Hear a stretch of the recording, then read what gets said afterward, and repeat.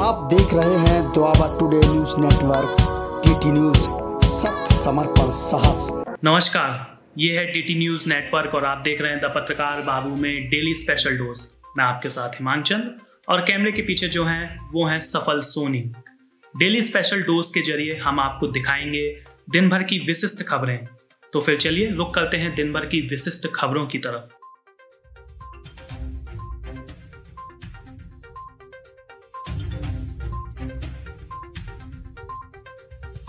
पहली खबर है कोरोना वायरस के बदलते वेरिएंट से जुड़ी। कोरोना वायरस की दूसरी लहर ने भारत पर बहुत बुरा असर छोड़ा है। कोविड के नए वेरिएंट अब संक्रमित लोगों में अपने बदलते हुए सिम्टम्स का कहर बरपा रहे हैं। प्रतिदिन कोविड के नए सिम्टम्स ने देश के हेल्थ केयर सिस्टम को घुटनों पर लाकर रख दिया है और ऐसा ही मामला तेलंगाना में देखने को मिला है। तेलंगाना के कई सैंपल्स में SARS-CoV-2 के B.1.525 वेरिएंट के होने का पता चला है। यह वेरिएंट इस साल फरवरी में यूनाइटेड किंगडम में मिला था। इसके तार नाइजीरिया से जुड़ते रहे हैं, जहां जाने वाले लोगों को इसका संक्रमण हुआ है। B.1.525 वेरिएंट से संक्रमित मरीज ऑस्ट्रेलिया, डेनमार्क, अमेरिका समेत कई देशों में देखने को मिले हैं। पहले हम आपको बताते हैं कि आखिर क्या है नया वेरिएंट B.1.525 और कितना घातक है ये। B.1.525 काफी हद तक साउथ अफ्रीकन वेरिएंट से मिलता जुलता है। अमेरिका के सेंटर फॉर डिसीज कंट्रोल यानी CDC के अनुसार इस वेरिएंट के स्पाइक प्रोटीन में A67V, 69del, 70del, 144del, E484 के D614G, Q677H, F888L म्यूटेशंस देखने को मिले हैं। बाकी वेरिएंट से यह अलग इसलिए है क्योंकि इसमें E484 के साथ साथ नया F888L म्यूटेशन भी है। इस वेरिएंट में जो म्यूटेशंस हैं वो साउथ अफ्रीकन और ब्राजीलियन वेरिएंट से भी मिले हैं। साउथ अफ्रीका में अभी तक जितनी भी वैक्सीन टेस्ट की गई हैं वे संक्रमण को रोकने में असरदार साबित हुई हैं और CDC के अनुसार ये वेरिएंट्स एंटीबॉडी ट्रीटमेंट के असर को कम करता है। इसके अलावा वैक्सीनेशन और प्लाज्मा का भी इस पर कोई खासा असर नहीं होता है। इस वेरिएंट के बारे में ज़्यादा जानकारी अभी वैज्ञानिकों के पास भी नहीं है।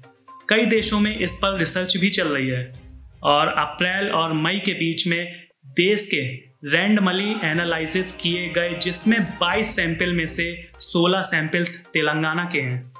WHO यानी वर्ल्ड हेल्थ ऑर्गेनाइजेशन के GSAID का डेटा बताता है कि मई में तेलंगाना में B.1.525 के 3 सैंपल्स मिले, जबकि अप्रैल में देश भर के 19 सैंपल्स में से 13 तेलंगाना से थे। GSAID का डेटा यह भी दिखाता है कि तेलंगाना में B.1.617.2 लीनियस के मामले भी ज़्यादा हैं। और अब खबर है उत्तर प्रदेश के पंचायत चुनाव में ड्यूटी के दौरान जिन कर्मचारियों की मौत हुई। उत्तर प्रदेश के मुखिया यानी योगी आदित्यनाथ ने मृत कर्मचारियों के आश्रितों को 30-30 लाख रुपए देने की आर्थिक सहायता की घोषणा की है।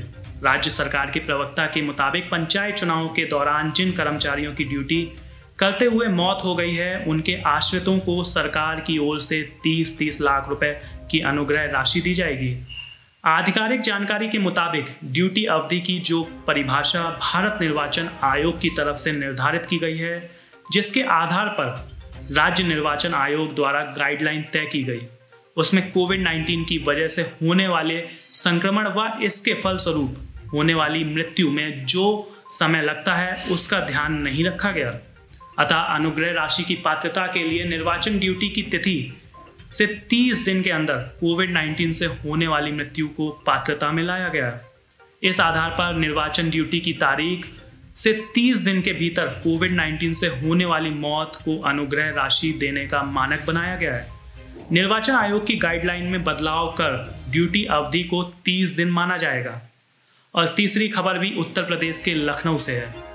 आपने सुना होगा, अगर कोई किसी के ऊपर प्रहार कर देता है तो अपोजिशन पार्टी उसकी FIR करवाने थाने जाती है, लेकिन यूपी के लखनऊ से कुछ अनोखा मामला देखने को मिला है। मामला है एक व्यक्ति का, जिसके कोरोना वैक्सीन लगने के बाद एंटीबॉडी नहीं बनने पर वो व्यक्ति FIR दर्ज करवाने थाने पहुंचा। उसने वैक्सीन बनाने वाली कंपनी सीरम इंस्टीट्यूट पर मर्डर की कोशिश का आरोप लगाया। दरअसल लखनऊ के आशियाना थाने में ये तहरीर देने पहुंचे व्यक्ति ने बताया कि वैक्सीन लगवाने के बाद उसके शरीर में एंटीबॉडी तैयार नहीं हुई, बल्कि वैक्सीन लेने के बाद उसके प्लेटलेट्स कम हो गए, जिसको लेकर एसीपी कैंट अर्चना सिंह का कहना है कि इस मामले में सीएमओ कार्यालय से सहयोग लिया जा रहा है। वहीं रिपोर्ट आ जाने के बाद ही कार्यवाही की जाएगी।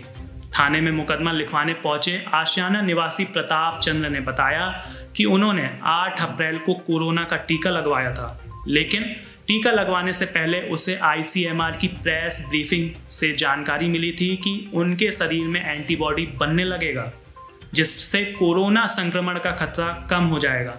उन्होंने वैक्सीन लगवाई और फिर उन्होंने 25 मई को आईसीएमआर अनुमोदित प्रयोगशाला में एंटीबॉडी टेस्ट कराया था, जिसमें उन्हें पता चला कि उनके शरीर में एंटीबॉडी नहीं बनी है और उनके शरीर में प्लेटलेट्स कम होने की जानकारी हुई, जिसके बाद संक्रमण का खतरा बढ़ गया है।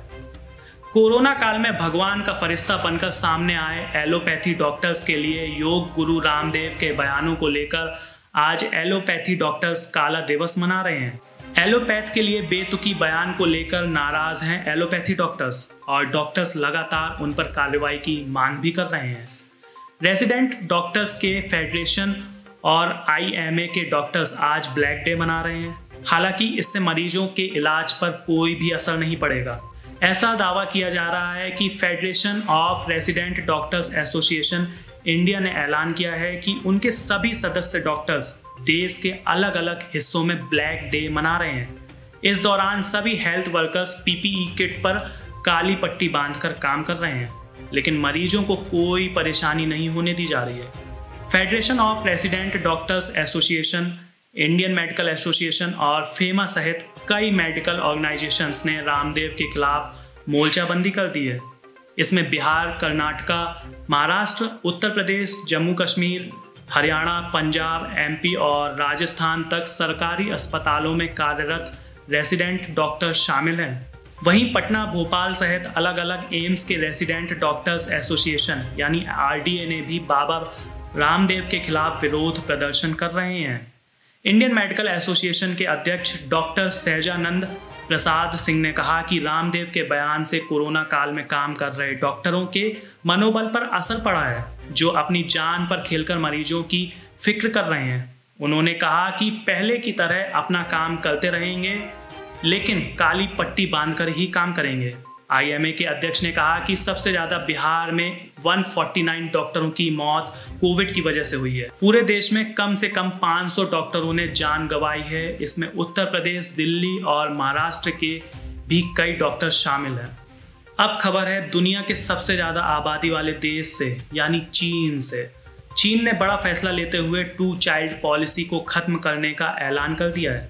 यानी चीन में अब कोई भी कपल 3 बच्चे पैदा कर सकेगा, जबकि पहले सिर्फ 2 बच्चे पैदा करने की इजाजत थी। चीन के राष्ट्रपति शी जिनपिंग की अध्यक्षता में हुई एक बैठक में ये ऐतिहासिक फैसला हुआ।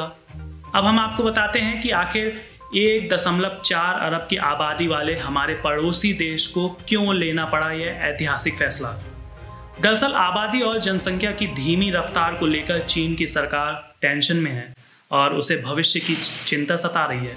नई जनगणना के आंकड़ों से पता चलता है कि चीन जिस संकट का सामना कर रहा है उसके और मंडराने की उम्मीद है, क्योंकि चीन में 60 साल से अधिक लोगों की आबादी बढ़कर 26.4 करोड़ हो गई है, जबकि 89.4 करोड़ लोगों की उम्र 15 से 59 साल के बीच है, जो कि 2010 की तुलना में 6.79% कम है। पिछले 1 दशक में चीन में बच्चों के पैदा होने का औसत सबसे कम रहा और इसकी सबसे बड़ी वजह यही 2 चाइल्ड पॉलिसी को माना जा रहा है। और आंकड़े बताते हैं साल 2020 में चीन में सिर्फ 12 मिलियन बच्चे पैदा हुए, जबकि 2016 में आंकड़ा 18 मिलियन था और ये बड़ी गिरावट मानी जा रही है।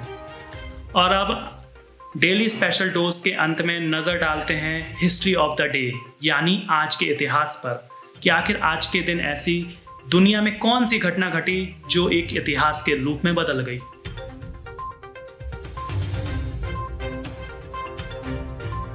नेपाल में वर्ष 2001 में आज ही के दिन एक बड़ी घटना ने पूरे नेपाल के इतिहास का रुख मोड़ दिया था, क्योंकि इसी दिन नेपाल के राजमहल में 9 लोगों की हत्या की गई थी, जिसमें राजा, रानी, राजकुमार और राजकुमारियों की हत्या हुई थी।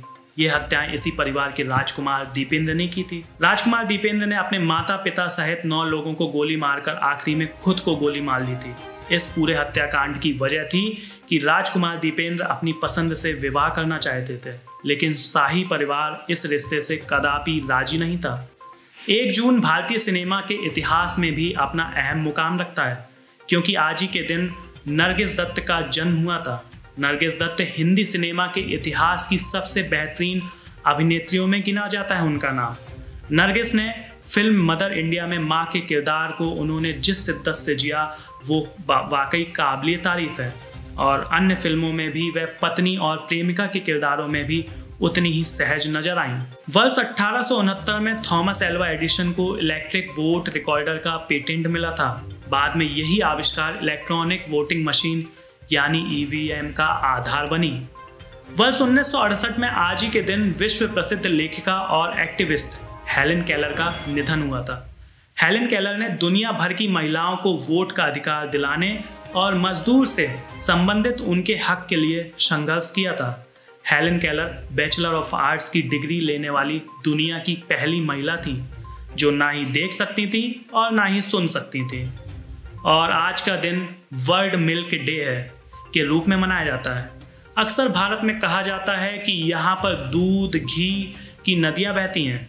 दुनिया में दूध उत्पादन के आंकड़ों से ये बात की पुष्टि भी होती है कि भारत में घी और दूध की नदियाँ बहती हैं। फिलहाल आज के हमारे शो डेली स्पेशल डोज में इतना ही।